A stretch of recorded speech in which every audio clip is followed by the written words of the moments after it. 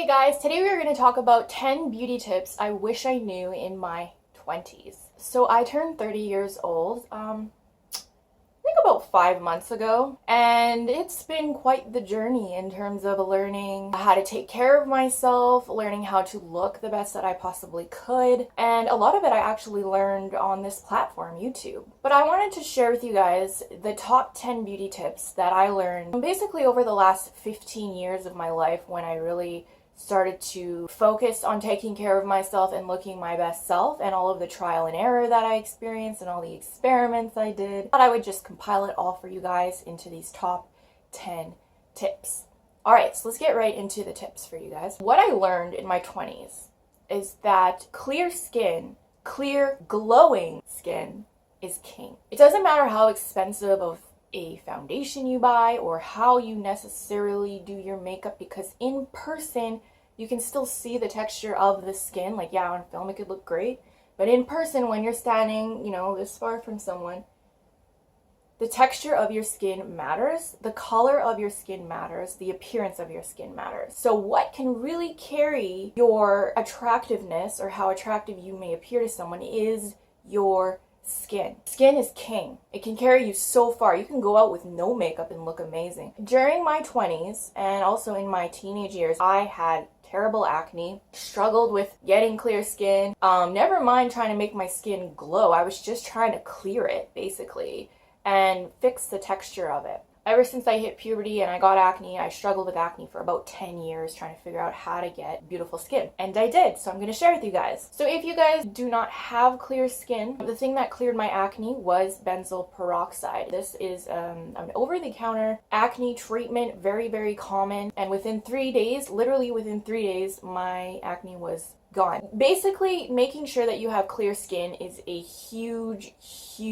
way to look more beautiful. If you guys want to know more about how I clear my skin with benzoyl peroxide, I have a whole video all about it, my 11-year journey. I'll link it in the description below. The next is, I really wish I knew this. This is probably my hugest beauty regret, is wearing SPF on a daily basis. Protecting my skin from the sun. The sun is the #1 thing that actually ages your skin and degrades the quality of your skin over time.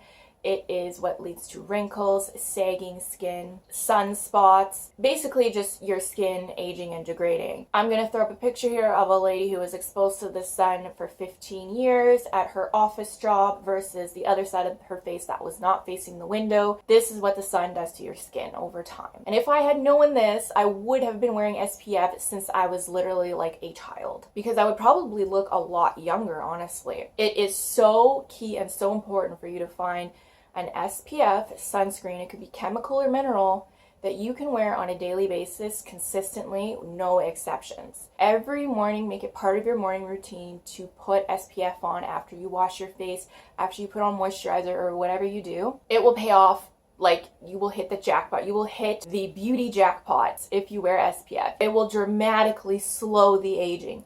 Also, just be mindful of the sun. Don't go out on really sunny days. That's my #2 tip, is wear SPF.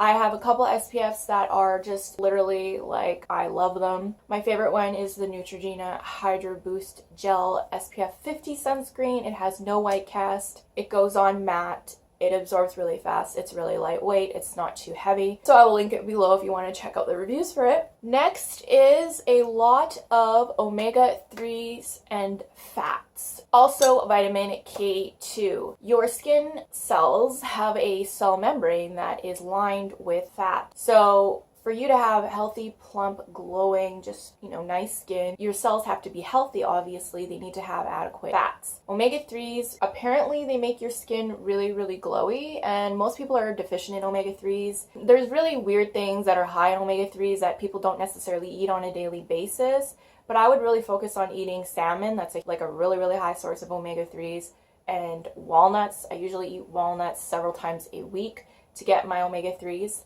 If you don't eat those things, you can always supplement with it. There's like omega-3 vitamins probably at your local grocery store. And also vitamin K2 I take on a daily basis, because they have done studies with people who apparently, if they were deficient in vitamin K2, they had more fine lines and wrinkles. And that's because vitamin K2 controls the calcium distribution in your body, and the calcium is what makes up your connective tissue in your skin. So if you have weak connective tissue, it's going to lead to fine lines, wrinkles, and sagging. So you want to make sure that you have adequate amounts of vitamin K2. And also, I really focus on omega-3s as well. So this, from the inside, is going to make your skin very, very glowy.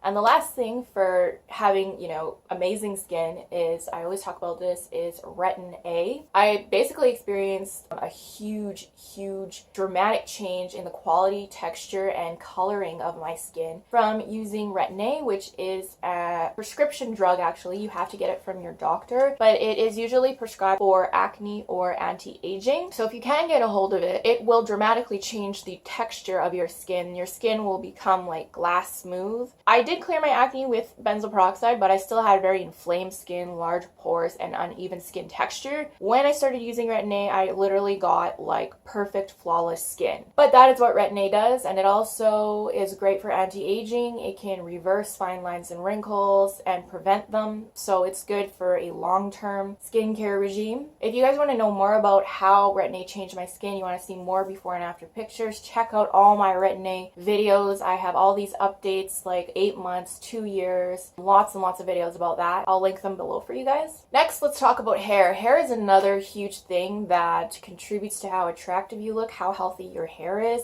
I went through a lot of trial and error trying to figure out how to have healthy, shiny hair that wasn't damaged, that I could grow long, that I could style in a decent amount of time. I didn't have to get up like 2 hours ahead of time to straighten my hair, curl it to make it look presentable, And I figured that out. Again, that took a long time of trial and error throughout my 20s. The first thing that I learned was not to heat style my hair because it actually destroyed my hair.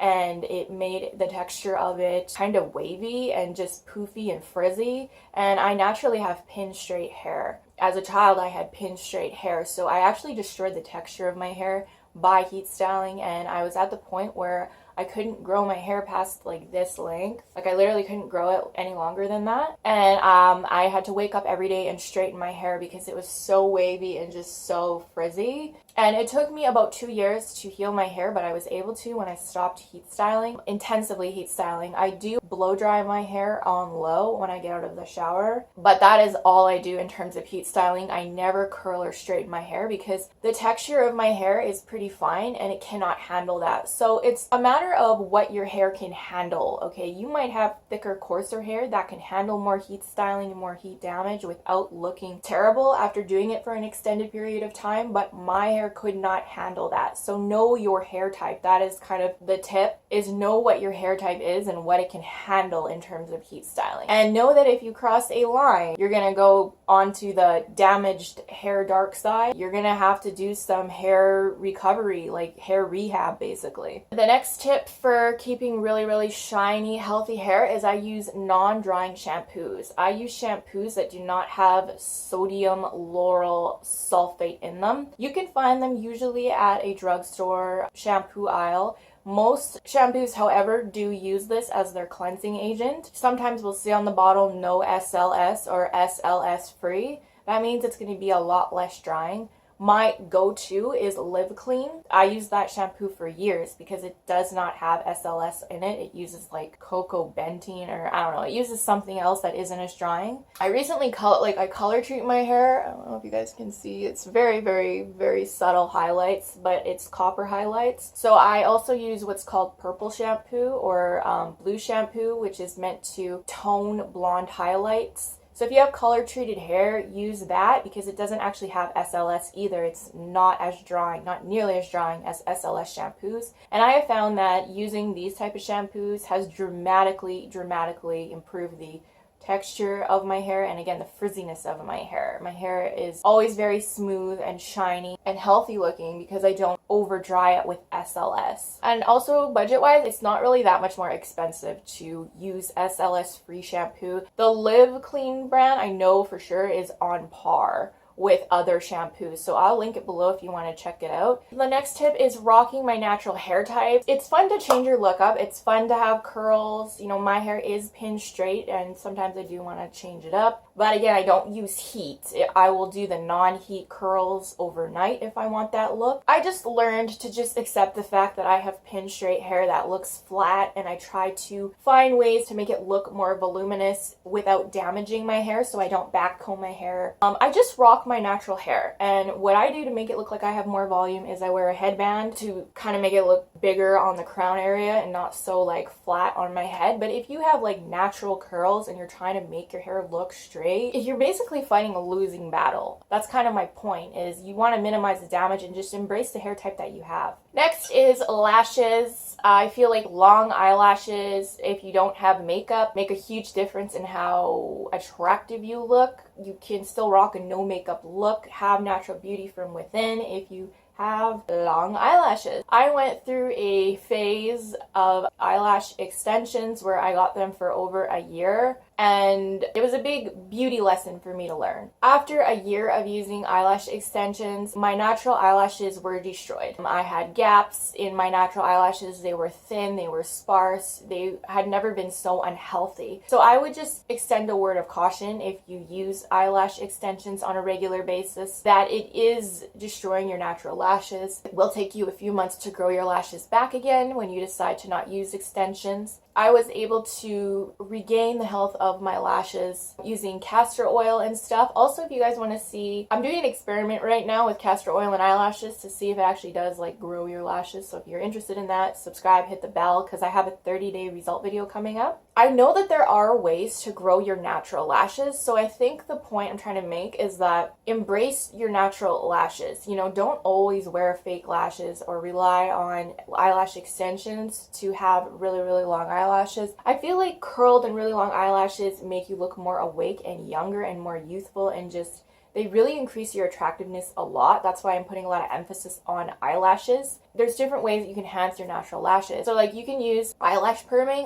That's what I do now, is I go to get my eyelashes permed and tinted, and it's so much more affordable than eyelash extensions. Eyelash extensions can cost up to $200 for the first set. And then to refill them, it can be like $50 to $100, and that's every 3 weeks. So it's definitely not affordable or budget friendly. Whereas an eyelash lift and tint costed me about $80, and you do that every 8 weeks. So you're gonna cut your costs a lot. I think it's just better for your lashes. Yes, perming them, you're still chemically treating them, but I think it's less damaging than eyelash extensions. So I perm them and tint them, and that makes a huge difference in how they look. If you already have curly lashes, you're lucky, you don't need to do that. But I feel like it makes a big difference in how they look when I put my mascara on and stuff, and just when I go makeup free. You can also perm your lashes at home. I have done this in the past to save money. I have a whole tutorial on that if you want to check it out. I will link it in the description below. Eyelash perming kits are really cheap. They're not expensive. I think they're like around 20 bucks. And the last tip I have is in terms of body and diet. I struggled with so many diet fads I went through like a vegan phase, a raw vegan phase, like all these different diets. I expended a lot of energy trying to figure out a diet that was going to work for me, that was healthy, that was going to give me the body of my dreams. Okay, and that is my point. And I wasted a lot of time and years trying to figure that out, I feel like. What I want to leave you with is there is no magical diet, okay? If you want to go vegan, or if you want to go low carb, or if you want to go paleo, all of these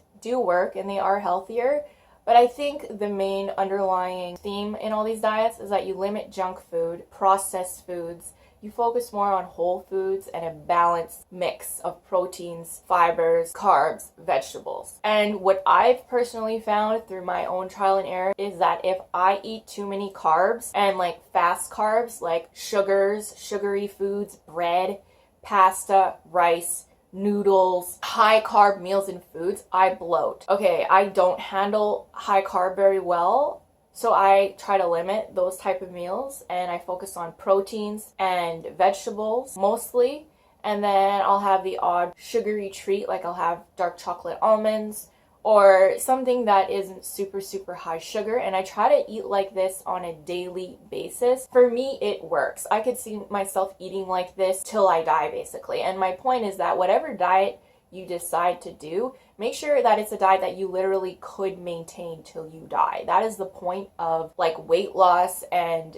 achieving your body goals and your weight goals, is that you find something that you can do long term. It's not about like a quick fix and losing a quick 20 pounds, because yes, you might lose 20 pounds, but then you're going to gain it back if you return back to your old unhealthy diet. I would focus on long term changing your lifestyle and seeing what's going to work for you. Don't be too strict with yourself. I was too strict with myself and I restricted my diet, and it just screwed me over in the long run because I ended up restricting myself so much that I would feel deprived, and then once I got off the diet and had like a cheat day, I would just go totally mental and just like eat all the junk food and then end up gaining even more weight than when I was before. So just don't be so hard on yourself when it comes to that. Find something that you know is healthy that you can stick with. For me, it's just limiting carbs. This also works for other people, like I've talked about in my other videos. I looked at the diet of a lot of celebrities who I felt aged really, really well. Like they're 50 years old and they look not like they're 50 years old. Like I looked at Jennifer Lopez's diet and Jennifer Aniston's diet, and they both eat this way with very high protein, like whole protein foods, like, you know, eggs or like chicken or something like that. And they mix it with vegetables, you know, very low carb and low glycemic. And this is how they've been eating for decades and decades and decades. It's like, my point is that it's sustainable. Make sure it's balanced, it's healthy, and it's sustainable. Those are the three main things that you should really be focused on, is that, can I eat this way for the next 10 years? I hope that this helps you guys out there and that you don't have to go through all the mistakes that I made. Even just if it's just one thing away from this video that's going to help you with your own beauty journey, I hope that it helps. If you guys are interested in clear skin and beauty tips, stuff like that, subscribe, hit the notification bell. Thank you guys so much for watching, and I'll see you all in the next video. Bye!